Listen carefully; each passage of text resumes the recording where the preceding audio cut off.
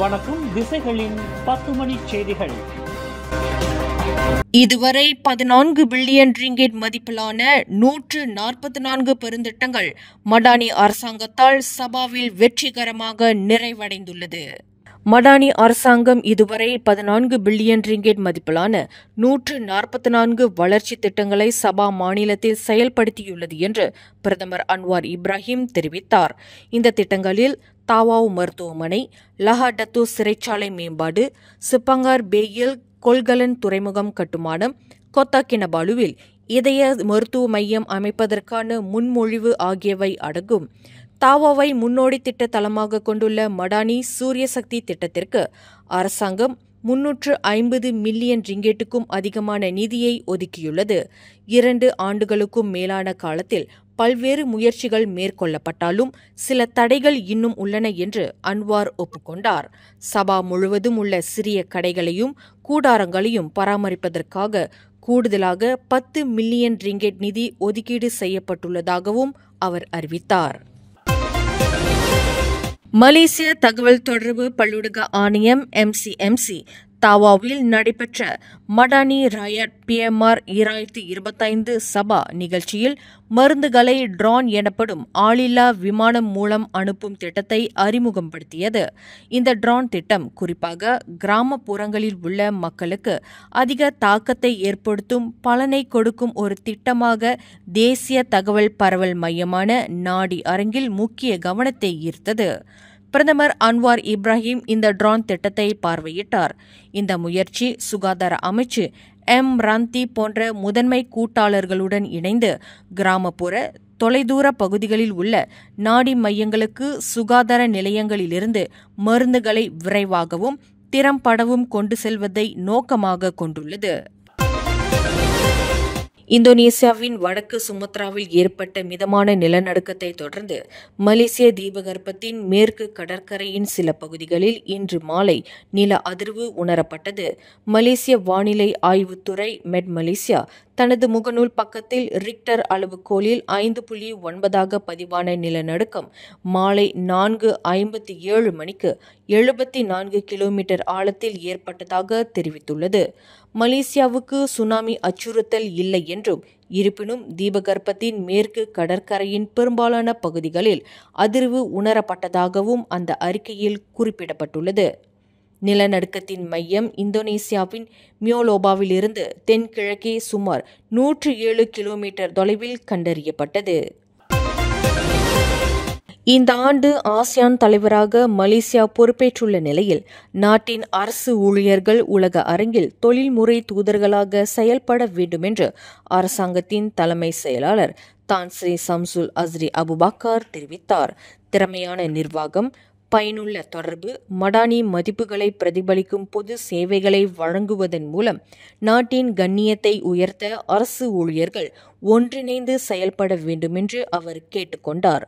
அரசு ஊழியர்கள் எதிர்வினையாற்றுபவர்களாக மட்டும் இருக்கக்கூடாது, மாறாக நிலையான கொள்கைகளை வகுப்பது, வர்த்தக உறவுகளை வலுப்படுத்துவது, நாட்டின் பொருளாதாரத்தை பன்முகப்படுத்துவதற்கான முயற்சிகளை துரிதப்படுத்துவது ஆகியவற்றில் முன்னோடியாக இருக்க வேண்டுமென்றும் அவர் வலியுறுத்தினார்.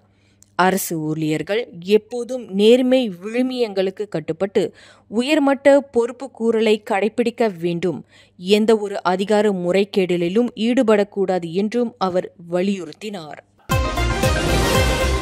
தொழில்நுட்ப பயன்பாட்டில் குழந்தைகளை வழிநடத்தும் போது அன்னையர்கள் கவனமாகவும் மிதமான போக்கையும் கடைபிடிக்க வேண்டுமென்று மகளிர் குடும்பம் சமூக மேம்பாட்டு அமைச்சர் நான்சி சுக்ரி வலியுறுத்தினார். இளம் தாயார்கள் அதிக வாழ்க்கை செலவு உட்பட பல சவால்களை எதிர்கொள்கின்றனர் என்றும், வேலை, குடும்ப அழுத்தம், நிதி நெருக்கடிகள், நேரமின்மை, குழந்தைகளின் கல்வி பொறுப்புகள் போன்றவற்றை சமாளிக்க வேண்டியுள்ளது என்றும் அவர் கூறினார். நாடு முழுவதும் உள்ள அனைத்து தரப்பு பெண்களையும் மேம்படுத்தும் நோக்கத்துடன் பெண்களை மதித்தல், நாட்டை வலுப்படுத்துதல் என்ற கருப்பொருளில் தேசிய பெண்கள் கொள்கை 2025 முதல் 2030 அமைச்சு அறிமுகப்படுத்தியுள்ளது. சபா பன்னாட்டு மாநாட்டு மையத்தில் நடைபெற்ற தேசிய அன்னையர் தின விழாவில் 5 குழந்தைகளை வளர்த்து ஆளுமைகளாக மாற்றிய கஸ்மீரா ஜஃபாருக்கு 2025க்கான சிறந்த தாயார் விருது வழங்கப்பட்டது.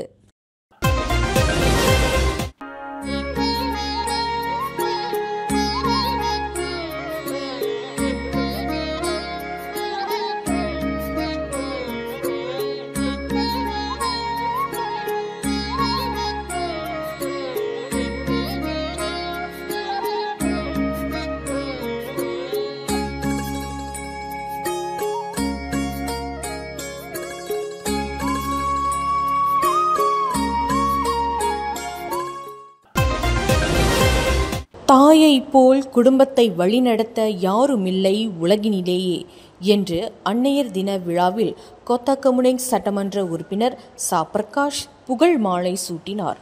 120 அன்னையர்களை சிறப்பிக்கும் விழாவில் சிறப்பு வருகையாளராக கலந்து கொண்ட அத்தொகுதியின் சட்டமன்ற உறுப்பினரான அவர் பேசுகையில் இவ்வாறு கூறினார். தாம் தாயை தெய்வமாக பார்ப்பதாகவும் தனது தாயின் வளர்ப்பினால்தான் தான் ஒரு வழக்கறிஞராகவும் சட்டமன்ற உறுப்பினராகவும் ஆனதாகவும் கூறினார். ஒரு தாயால் மட்டுமே சிறந்த மனிதனை உருவாக்க முடியும் என்றும் பிள்ளைகளை நன்றாக படிக்க வைக்க வேண்டும் என்றும் அவர் வலியுறுத்தினார்.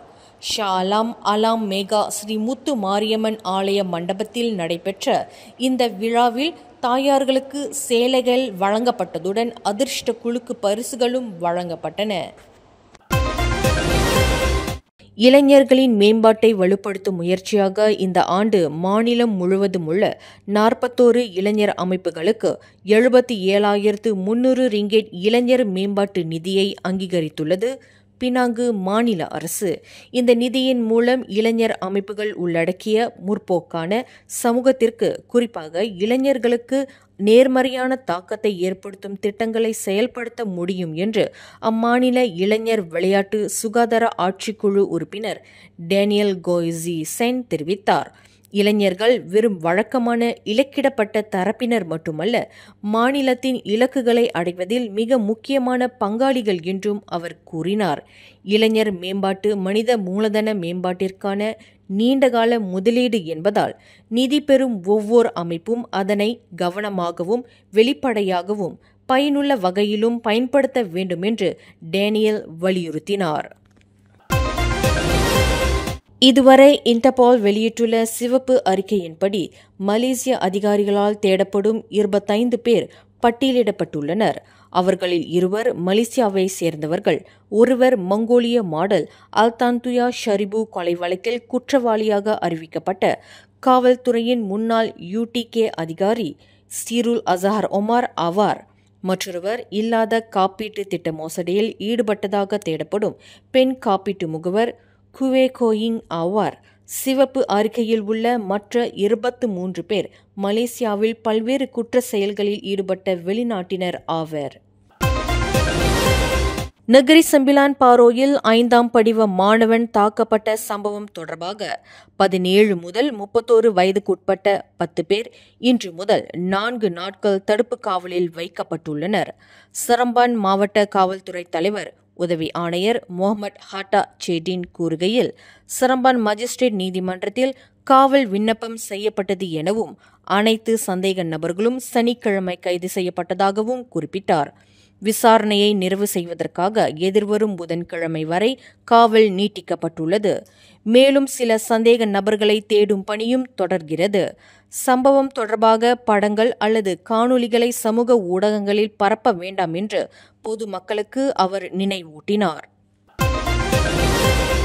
ஒரு ஸ்டார் இல்ல, 2 ஸ்டார் இல்ல, ஒரே இடத்துல பல திரை நட்சத்திரங்களுடன் 17th Annual Edison Awardsல Dine with Stars. Penang Spice Arena May 17 மாலை 5 மணி.